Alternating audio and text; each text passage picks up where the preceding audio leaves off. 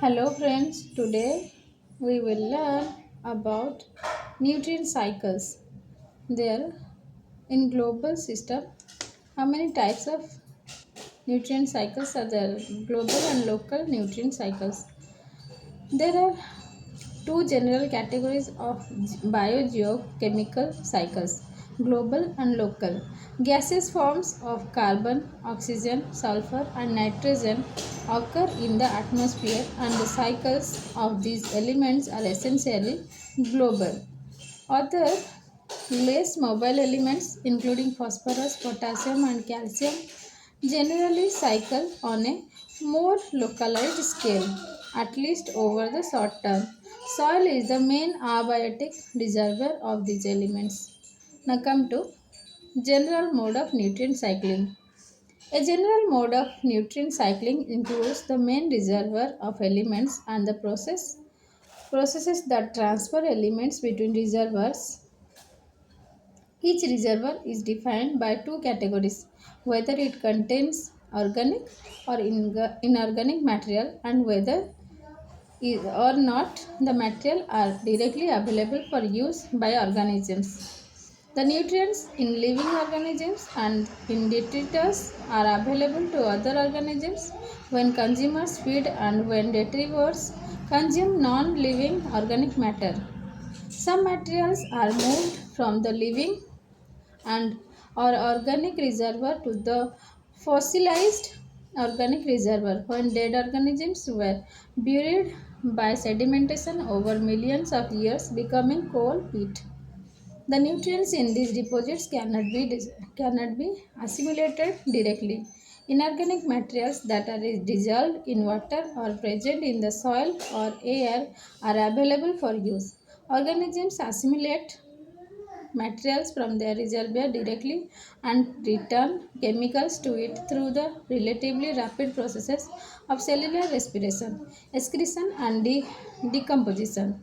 Although organisms cannot directly tap into the inorganic elements tied up in the rocks, these nutrients may slowly become available through weathering and erosion.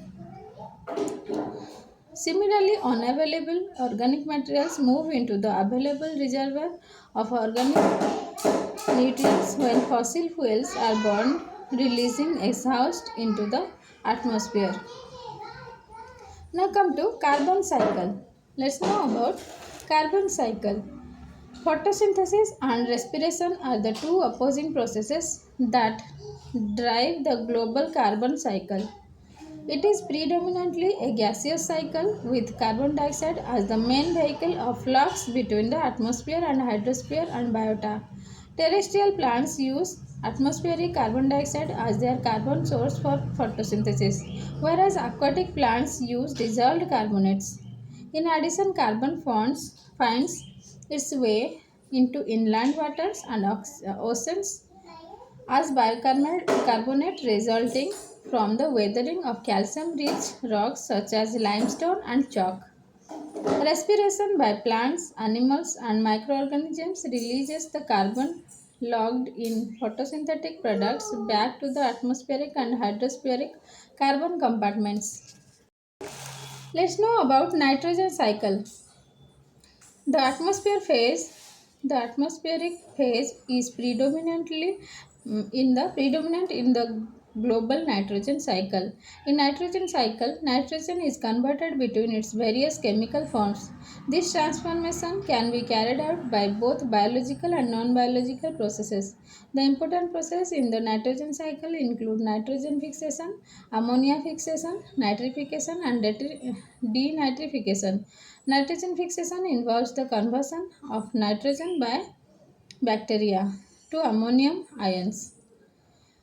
Atmospheric nitrogen is also fixed by lightning discharges during storms and reaches the ground in as nitric acid dissolved in rainwater, but only about 3 to 4% of fixed nitrogen derives from this pathway. Ammonification involves decomposition of organic nitrogen to ammonium ions.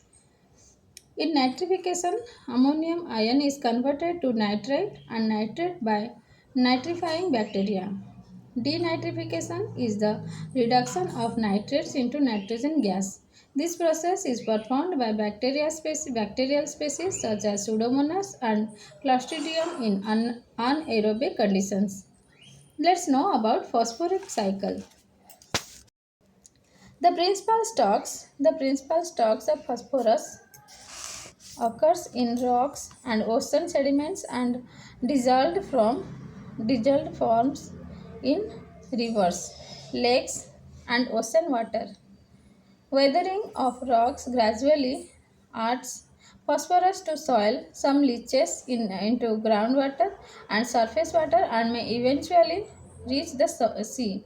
The phosphorus cycle may be described as an open cycle because general tendency for mineral phosphorus can be carried from the land to the oceans. A typical phosphorus atom releases from the rocks by chemical weathering may enter and cycle within the terrestrial community for years and or centuries before it is carried via groundwater into a stream where it takes part in the nutrient spiraling. Let's know about sulfur cycle. In the global phosphorus cycle, the lithospheric phase is predominant, whereas in the nitrogen cycle, atmospheric phase is Sulfur by more important. Sulfur, by contrast, has atmospheric and lithospheric phase.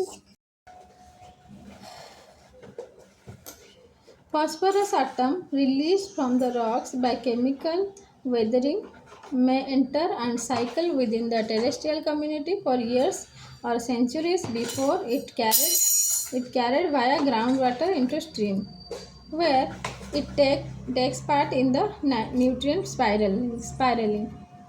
Let's know about sulfur cycle. Let's know about sulfur cycle. In the global phosphorus cycle, lithospheric phase is predominant, whereas in the nitrogen cycle, phosphoric phase is more important. Sulfur, by contrast, has